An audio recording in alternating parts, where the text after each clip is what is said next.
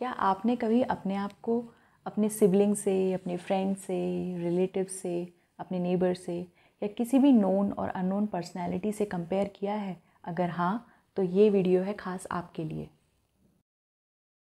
नमस्ते दोस्तों, मैं हूँ डॉक्टर शीतल।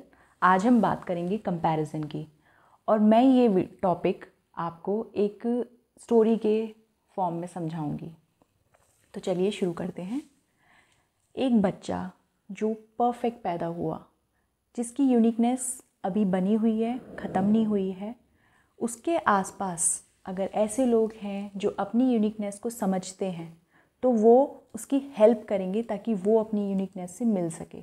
लेकिन अगर वो अपनी यूनिकनेस को नहीं समझते हैं तो कहीं ना कहीं वो कॉन्शियसली और अनकॉन्शियसली उसकी अंदर लिमिटिंग बिलीव्स, अपने लिमिटिंग बिलीव्स जो उन्होंने अपनी सोसाइटी से और अपने पेरेंट्स से या उनके सराउंडिंग में जो भी चीज़ें रही हैं उससे उन्होंने परसीव किया है, वही लिमिटिंग बिलीव्स वो अपने बच्चे को फीड कराएंगे।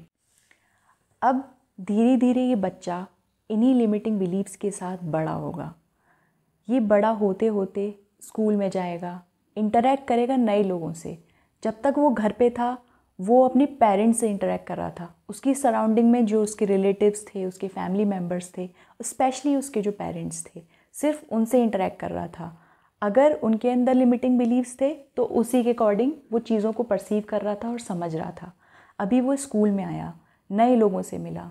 नए लोग कौन होंगे? उसके टीचर्स, उसके फ्रेंड्स, जिनके अपने खुद के लिमिटिंग बिलीव्स होंगे। अभी वो क्या करेगा? जब वो लिमिटिंग बिलीव्स के साथ है तो वो अपने आप को कंपेयर करेगा अपने फ्रेंड से, उनके बिहेवियर से, उनकी लाइफस्टाइल से। अभी उसके लिमिटिंग बिलीव्स क्या कहते हैं कि वो बच्चा जो अपने आप को लैक फील कर रहा है कहीं ना कहीं, जब वो पैदा हुआ था तो वो परफेक्ट था, फुल ऑफ पोटेंशियल था, अपने आप में यूनिक था।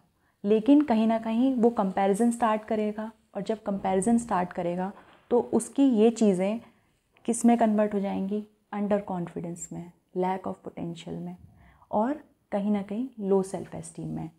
अभी स्कूल सिस्टम में वो बच्चा इस तरीके से बढ़ रहा है। अब धीरे धीरे वो कॉलेज में जाएगा और नए फ्रेंड्स से मिलेगा।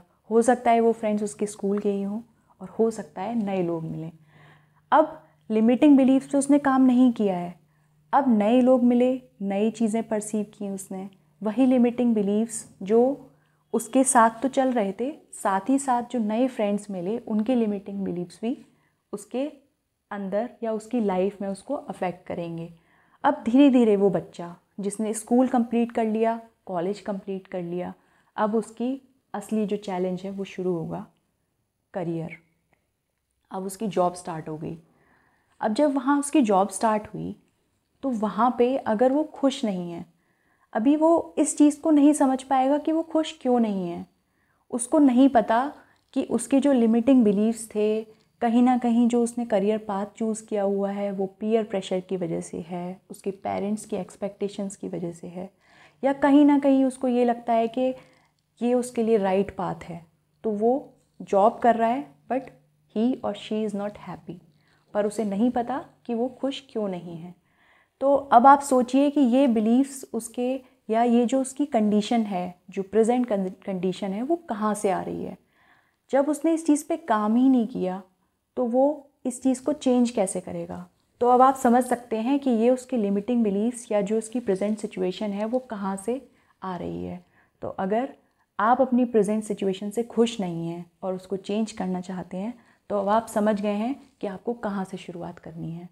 तो बैक टू चाइल्डहुड जाइए, अपने लिमिटिंग बिलीव्स को पहचानिए, उनके लिए अवेयर हुइए, उनको चेंज करिए, अपने नज़रिए को चेंज करिए, अपने आप से ही अपने आप को कंपेयर करिए, किसी और से आप अपने आप को कंपेयर मत करिए, क्योंकि कहीं ना कहीं सिर्फ आप ही हैं जो अपने आप को बदल सकते हैं।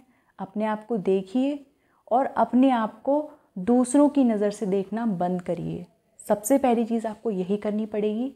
You all are star, you all are beautiful, you all are special. So stop comparing and start living. Thank you very much.